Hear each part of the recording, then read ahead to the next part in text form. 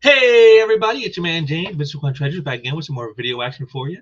Today's another jaunt into what could or should have been, as we talk about why it should have been a comic. And for those of you who don't know what this is, Shoulda Been A Comic is a little series I'm doing where I'm talking about some classic cartoons back from when I was growing up that had a lot of great stuff made about them, sometimes toys and all kinds of other cool stuff, but for some reason I never made a comic book about it. And so we're going to talk about that, why that may have been, why it could still possibly be something done today, and get into some of the history of the show itself, to give us more insight. So I hope you guys enjoy checking this out. Before we get any further into it, I want to thank you all for joining me today and say, hey, if you like what you hear here, drop a like down there. Help out the algorithms. Always appreciate it. And if you got any comments on the show or the idea of it being a comic, drop them down below. Always want to hear from the people, hear what you guys got to say. Also, if share out some links if you can to help bring in some more people, because I'm always trying to get those subscribers numbers up. And if you haven't subscribed yet, do so yourself so you don't miss any of the content that's coming out around here now. So with all that out of the way, it's time to get into our pick for this episode. And of course, this one's a little more on the esoteric side, but it's also something that was sort of reflective of its times. And some might say that maybe it's past its time and it shouldn't be a comic or anything else, but I think there's still possibilities here. So we're going to get into that. And of course, I'm talking about the one, the only kid video. Yes, this was a series that was basically targeted right to my demographic, right to Gen X, right to the MTV generation. I mean, there's nothing speaks more to that than this show did. A show based around videos and music and rocking out in the 80s style that we had back then. The show was back, it's like 84, 85, right in the heart of the 80s. It was all about rock and roll. It was all about all about the good times. And so let's get into that. But as always, as I do around here, I'm going to let the show speak for itself. So we'll get me off of here because we don't need to keep seeing my ugly face. And what we're going to do is I'm going to share the screen here. We're going to share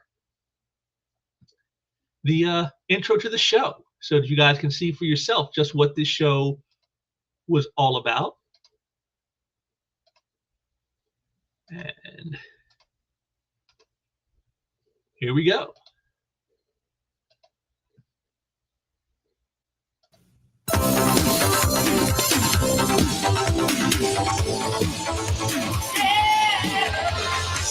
It's getting me going, keeping me moving on my system.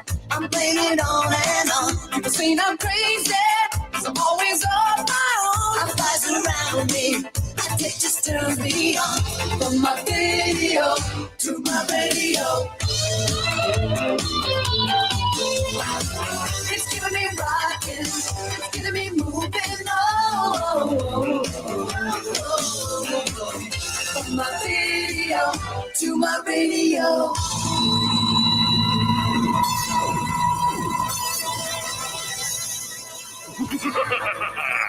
I'm taking you to the flip side.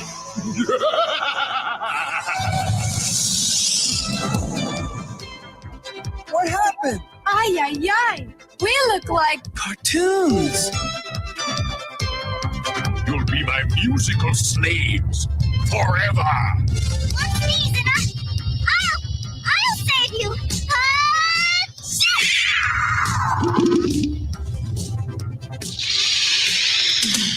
What's going on here? I'll explain later. Let's go.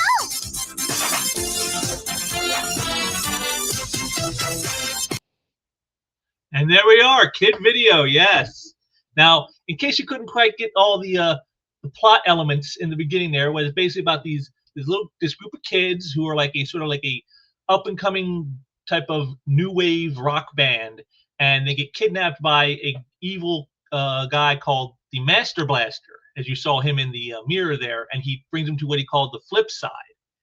And what he does is he grabs musical acts like that and brings them over to his side to have their music be pumped into his group called the Copycats, and they basically just lip sync to whatever, you know, musical artist he has kidnapped. And but as you can see there, the kids get lucky enough to escape thanks to the help of a fairy who helps them to break free. And then what they do is they spend the rest of the show going around trying to fight the Master Blaster when he kidnaps other acts from our side of the dimensions, shall we say, and then also to try to find their way to get back home to where they belong. And so that's like the whole story behind Kid Video. And again, it was something a little different at the time because you had some live action stuff mixed in with the cartoon, you know, and that was, you know, when you saw the beginning there, you probably thought you were like watching some like Saved by the Bell type of show, you know, where it's like these teenage kids, you know, in their skylarkings. But no, it had nothing to do with any of that. This is really all about the cartoon side of it. And, you know, the thing about it is, you know, it was a great introduction for a lot of kids, like, you know, my age at the time, you know, 11, 12 years old, who like, you know, this got us into wanting to have MTV. You know, we are the MTV generation. It's like this spoke directly to us, you know, the music of the times, you know, some of the great stuff that they used in the show. It actually took actual video clips and songs from those times and put them in the show, which I'm going to talk about here in a little bit. But, you know, yeah, that's the great stuff right there is you know, it's a product of its time, but yet it also feels kind of timeless too. And that's why I think it could be a good comic today, you know, even though it never got one. And so let's go ahead and share the screen once more. As I always do, I'm going to share some images for you to help you get kicked up with the show. So let's see here. Yeah, that's okay. Okay, yeah, sorry folks, it's a few technical issues, of course. As always, it can't, you know, got to boomer it up. But okay, there we go. Yeah, you see here, right, here's the kids, you know, in the show. This is how they are done in the show, the animation style. Again, you see, it's you know, very much that classic animation style, almost like a Hanna-Barbera type art style, you know, like Josie and the Pussycats or something. But you know, but the show was actually a whole lot more than that. It wasn't just, you know, the animation in the cartoon. There was actually stuff about music in here, you know. And you know, let's get some of the trivia here for us, you know, just so you guys can. I've learned some stuff about this show myself, you know. That's why I love doing this series, is I've learned so much more about some of the cartoons I grew up watching that I never even knew. You know, like for example, like, you know, the fact is, you know, the reason you don't see this on DVD or anything like that is because by using the popular music of the times, you know, putting a rerun on television, or, you know, to get it on DVD or Blu-ray or whatever, would be very costly because of all the licensing that would have to be done to make that happen. And some of these artists may not want their music back in the show. I know one of the shows I've always liked, Daria, has that same problem. You know, they use so much great music of the time in the show, and then when they went to put it on DVD, they had to change some of the songs because the artists were like, yeah, we don't want to give up the licensing to have you have it on the DVD. Which to me is I hate that kind of stuff, because, like, you know, if you were going to didn't want it in the show, then you shouldn't have said yes in the first place, you know. But you don't say, well, let's put it in the show, and then when they go to put it in another medium format, say, oh, well, now I don't want it in there. That's a bunch of bullshit in my book. But again, it's one of those crazy legal things, you know, that just happens in this crazy industry of ours, and you know, it's just the way it is. But that's something this is why you really don't see a lot of like reruns everywhere. Although I do think there are a couple episodes of this who have been uploaded to YouTube, so you can at least see some of it there. You know, and here's the thing is, the show was very heavily promoted in Israel, so much so that the stars of the show that you saw, they actually became like an actual Kid Video band, and they used the music that they played on the show to create a soundtrack. And that soundtrack was like the album for Kid Video. And so for like a few years after the show was off the air here in America, they were still over in Israel playing these songs and rocking out. So like these guys actually became like minor rock stars in a way. It's kind of funny, you know, it's how that happened. And of course, one of the things you don't get to see here because you don't have the full episodes is the little bumpers like in between like the end, like when they have the commercial and right before the commercial, and then right when they come back, they're called bumpers. Those were provided by Casey Kasem, who again, very well noted, voice actor who's done tons of great stuff. Of course, the most notable is, of course, Shaggy for Scooby-Doo. But he also was the guy who did the American Top 40 back in the 80s, if you guys were around listening to it back then. So it made sense to have Casey Kasem introducing and doing these bumpers. So it was kind of funny to see that. And, a couple of the people here on the show, were, who was it?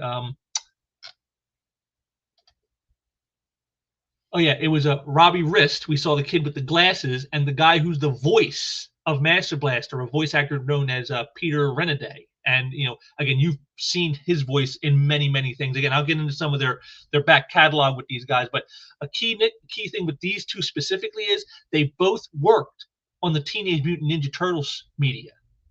Robbie Rist did the voice of Michelangelo in the 1990 movies. The Secret of the Ooze, Turtles in Time, all that stuff. And Peter Renaday did the voice of Splinter on the 1980s cartoon series of the Teenage Mutant Ninja Turtles.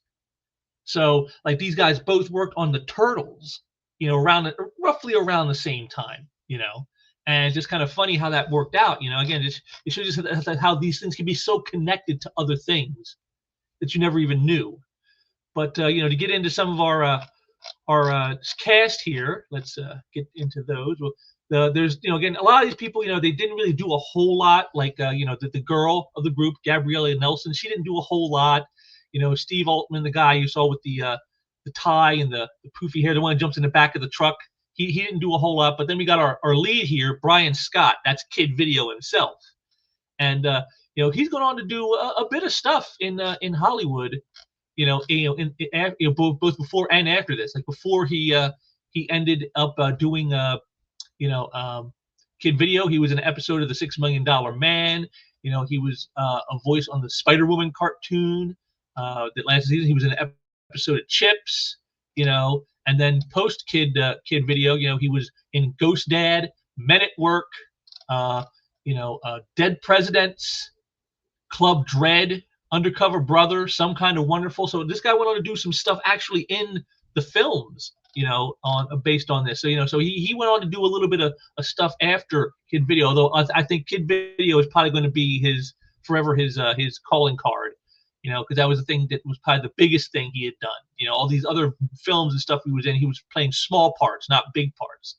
And of course, I just mentioned Robbie Rist, who we all know is the guy in the glasses there, and I said he was the voice of Michelangelo in the Turtle movies in the 90s. But he did a lot of other stuff besides all that. He's actually been doing stuff since he's done stuff since the 60s. And we go as far back as let's see here. The 70s. I mean, not the 60s, the 70s. But he was on the 60s. He was again probably best known as Cousin Oliver from the Brady Bunch. He was on the Brady Bunch on several episodes as Cousin Oliver, and then he was on an episode of The Bionic Woman. He was on an episode of What's Happening. A couple episodes of Mary Tyler Moore Show. He did a lot of stuff. Trapper John M.D. He was on an episode of that. Galactica 1980. He was on a few episodes of that. Just again, Simon and Simon, Chips. Just a ton of stuff. One Day at a Time. I mean, a lot about. Oh my God! Here, an episode of Knight Rider, for God's sake. I mean, you get more 80s than the Knight Rider there with the Hoff. And then post Kid Video, he was in the film Iron Eagles. Like I said, the Teenage Mutant Ninja Turtle movies in the 90s. He was a voice on Batman the Animated Series. He's done a lot of voice work. He did Where on Earth is Carmen Sandiego. He did voice work for the movie Balto. I mean, Robbie Rist has a pretty significant catalog, of stuff that he has done. And he's even done stuff for video games like Final Fantasy X or 10, however it's listed. How you would pronounce that, because it's the X, and Final Fantasy X2. He was in the Lilo and Stitch cartoon series. He's just done a whole host of stuff. And Final Fantasy 13. Just lots of voice work. So again, this is a guy who's got a very big pedigree in the voice work department. And I think, let's see here. Is there any last thing here? The last thing he did for this year, he did work on the Sonic Racing Crossworlds video game. And he was a voice on that one. So, I mean, again, this is a guy who's gone on to do a lot of voice work since Kid Video. Before Kid Video, he was doing like more like, you know, actual acting. And then since Kid Video, he's definitely done way more in the line of voice work. So it's kind of like a transition for him, really. And it's kind of interesting how that played out that way. And of course, the only other person of really big note, of course, as we noted, was Peter Renaday, who is the voice of the evil Master Blaster. And you know, he passed away in 2024. But again, another guy who done a whole lot of voice work. I mean, just tons and tons of it. It really stymies me because I've been doing this series, seeing just exactly how much stuff these people have done. You know, before he was doing the voice work, he was on episodes of General Hospital. He did an episode of Combat. You know, he did the movie the Computer Wore Tennis Shoes. He was a voice for the Aristocats film. He was a voice on the Rescuers. You know, some Disney stuff. You know, he's done voice work on Scooby and Scrappy Doo. He was on the Apple Dumpling Gang Rides Again with, you know, that great Don Knotts and Tim Conway comedy. You know, he was voiced on Alvin and the Chipmunks in the 80s. You know, he's just done the Snorks, G.I. Joe, Challenge of the GoBots, Sectars, Transformers, you know, The Real Ghostbusters, Defenders of the Earth, Ultraman, DuckTales, Gem. You know, I mean, it just goes on and on and on. Tailspin, you know, Bill and Ted's Excellent Adventures.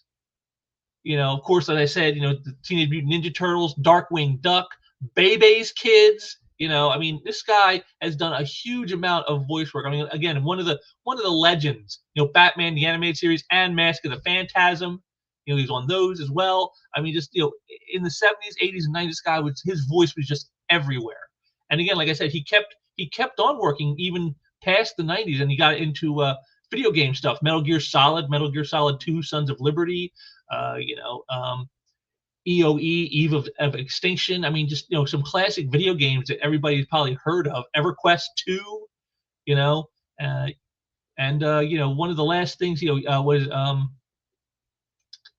he did the Marvel Superhero Squad Online. He did Batman Brave and the Bold series in the later, you know, aughts and stuff. And then, of course, I think one of the last things he did here is the Elder Scrolls Blades video game. One of the last things he did before, you know, he passed on. And so just like, again, just a guy with a huge body of work and voice acting. I mean, again, one of the greats of the voice acting industry. And, you know, it was kind of a loss when he passed because, you know, I think of so many great, like all the great shows I listed that he was a part of: G.I. Joe, Transformers, you know, the GoBots, Teenage Mutant Ninja Turtles, Darkwing Duck, Tailspin, DuckTales. I mean, all stuff I grew up with. I mean, his voice was everywhere.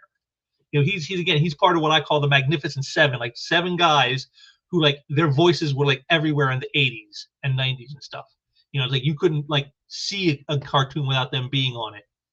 You know, and, you know, it's a lot of fun. And you know, like I said, Master Blaster is probably a lot of fun for him.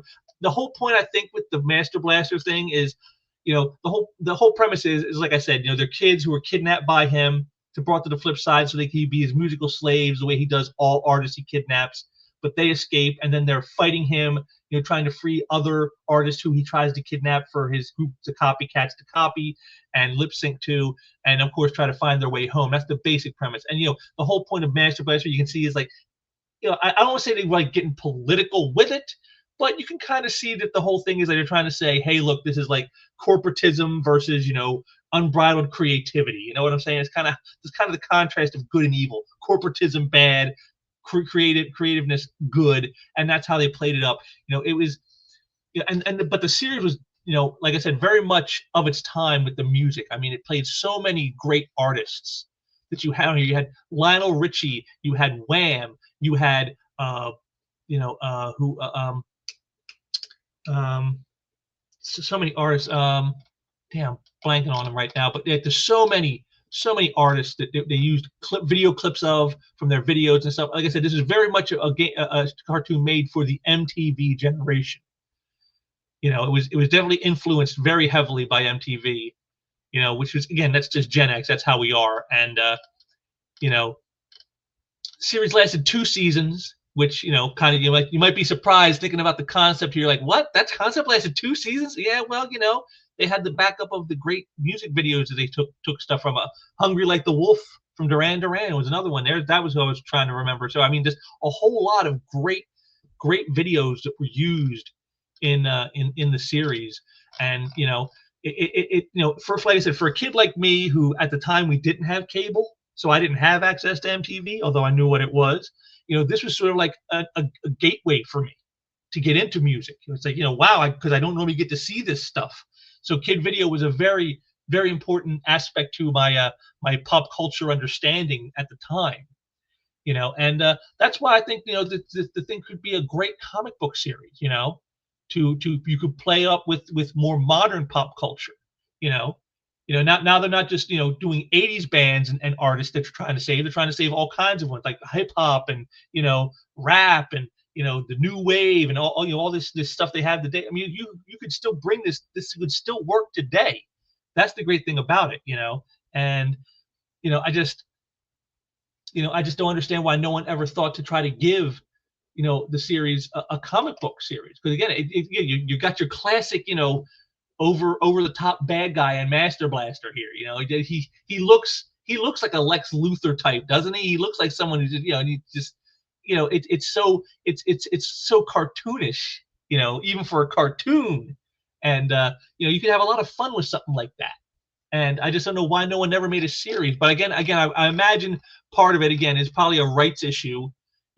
Like I talked about with the Mighty Orbots. Because like I said, they use so much music from so many artists that that's why we can't get it on DVD or anything, is because of that kind of stuff. And who knows, it may be preventing them from being able to put it in another format like comics, because they're afraid they'll get sued because oh, that's from that show and that show used my music, and now you're going to you can draw me in the book and now I'm going to sue you for my likeness, because that's a thing that's coming up nowadays, is the likenesses.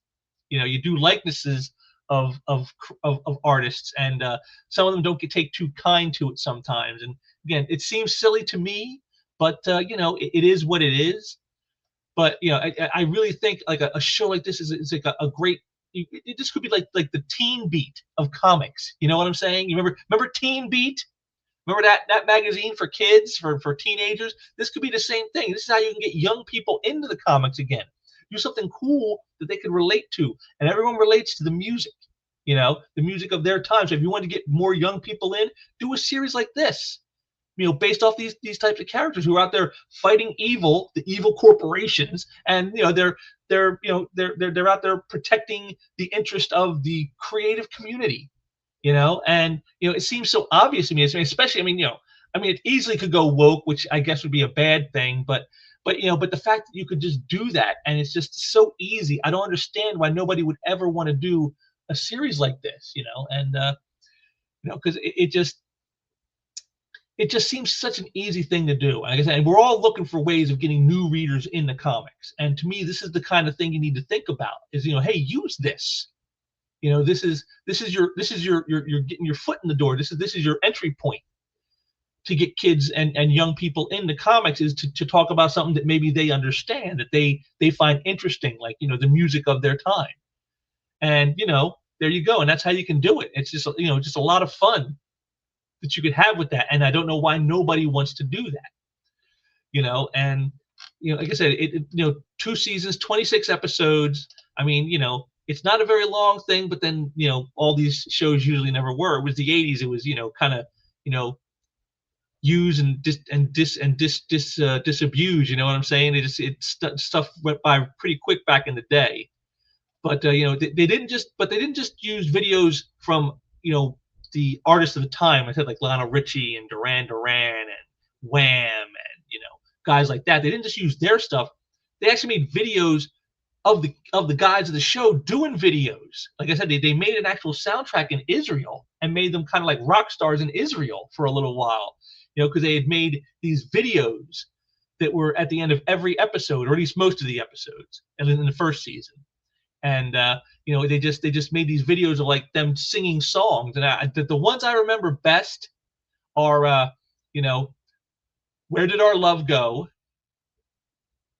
Come Back to Me, which are both kind of like love ballads. And then there's one that's like a real like rockin' video. It's like just like probably the most rockin' one they ever did, called You Better Run, which is my personal favorite. And the people behind a lot of these songs were Haim Saban and Shuki Levi, who, if you don't know those names, they're musical composers and producers, and like they did a lot of stuff. Levi Shuki, he's well known for like doing the working on the programs and composing soundtracks for stuff like The Real Ghostbusters, Inspector Gadget, Mask, Dinosaurs, He-Man and the Masters of the Universe. So these are guys who like they know the music, they know how to make a cool rocking intro, a cool thing. Like again, like I've always said, the intros are so important on a cartoon because that's how you get people hooked. You've seen that with this series I've done so far. You've seen those intros. Having all those intros, even this one, made you go like, wow, I gotta check this out. That's the whole point. You want that. And these are guys who really understood that dynamic of how the soundtrack, that intro song gets you hyped up to see the show. And that's what they did here. And again, a lot of great talent on this. The voice of Peter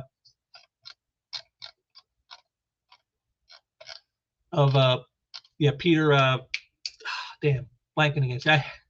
Don't get old, folks. You don't want that to happen. Peter Renaday, that's it. Peter Renaday, again, just the biggest voice, But there was even other people who did stuff on here. You have Kathy Cavendini,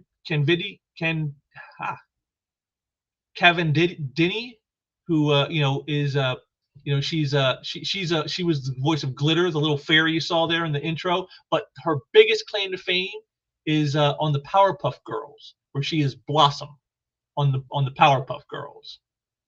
That's her big claim to fame, which was much later. And of course, there's even a couple episodes that had some voice work done by the great Michael Bell. Again, another one of the Magnificent Seven of voice acting. Is just again his resume is too long to list. Transformers, G.I. Joe, Rugrats, the Smurfs, Incredible Hulk, Snork. I just so many great series he was a part of. And so again, lots of great talent on the show, and even the kids themselves got some serious chops with the music, which is something I'm gonna share with you right now. We're gonna get that going because I definitely want to get that in before we head out. So I'm gonna quit sharing this, and I'm gonna share one last thing here. I'm gonna share you one of the videos from Kid Video, one of the ones that they do at the end of every episode during the first season. And again, I think you're probably going to figure out which one it's going to be. I think it's going to be a pretty easy call which one I'm going to show. So let me just get all the stuff set up here, and we're ready. And here we go. We share it. And let's play it.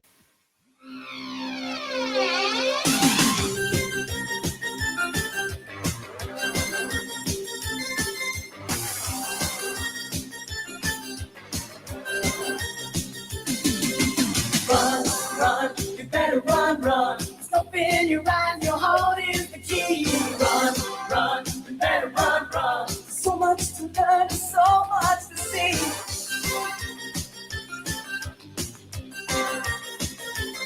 You better run. Stop living out your wildest dream. They'll guide you every path you get. You gotta build your self-esteem to provide you, satisfy you. Run, you better run. Life's just a chance, there's no guarantee. Run, you better run. So you can't fit your best to just let it be.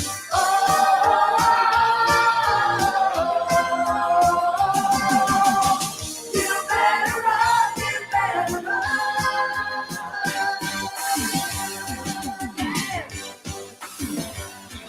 You gotta run and leave behind you yesterday. It's all over, really over, yeah. You gotta take it all the way, make it over, take it over, yeah. Run, you better run. Stop holding back and set yourself free. Run, you better run. Don't think about your heart is the key.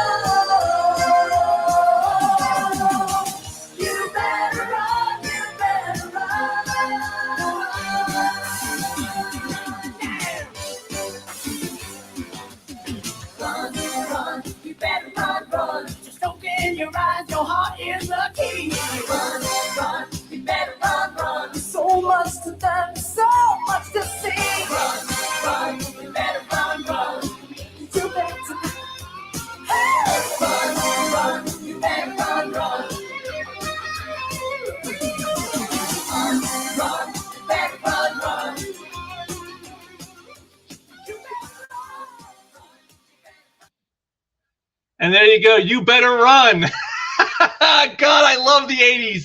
The keytar. Did you see him with the keytar? Is there anything more 80s than that? Oh my God, it's so much fun. Oh God, I miss the 80s so badly. But yeah, there it is, man. Kid video, man. It's just I don't understand why it never got a comic book. It would play so well to like a youth. You know, again, they always cry. They want the youth. They want the kids back into comics. They want them to buy this stuff. Well, you got to make something they're going to want to read. And you know, to me, like pop culture of the time, the music of the era, all in a comic book. Who wouldn't want? What kid wouldn't buy that? You know. I don't know. Maybe I'm just old fashioned that way. Maybe I'm thinking too hard on it. But yeah, I definitely feel like that's the way to go. That they should have made a comic of it and they never did. Like I said, maybe rights issues got in the way because of the musical side and all that. But yeah, just a fun series. Like I said, 2 seasons and it was gone. But they lived on in Israel as a rock band for a few years after that. And some of them went on to do lots more voice work and acting. So they're still around. Who knows? Maybe we could do a kid video reunion. That would be kind of cool. I'd love that. 40th anniversary reunion. That'd be kind of cool. But there we go. There you have it. Kid video. Just one of the more esoteric, but one of the more fun ones of the times. Again, like I said, I grew up with that. It's like it's so 80s. It's so MTV Generation. It's aimed directly at Gen X. That's who it was for. They made that just for us. But yeah, definitely would love to see a comic that I probably would have bought it back then if they did have one, and I'd probably buy one today if they made one because again, it's just a fun concept. You get the whole flip chapeau of youth. Like you saw in the video there. It's just you're thinking you're on top forever. That's just how it goes. But yeah, definitely a fun one. Kid video, I love that. So I hope you guys enjoyed checking that out. Let me know what you think. You think Kid video would be a cool comic book, or do you think Kids Today just wouldn't matter one way or the other? Let me know what you think. I want to hear what you guys got to say. Also, be sure to check out all those links down there in the description is for other stuff I'm doing, and check that stuff out as well. And I will be back soon with some more stuff. I've always got stuff going on, and I hopefully have something very special for you guys pretty soon. So I thank you all for joining me today, and I will be back soon with more stuff. And until next time, take care.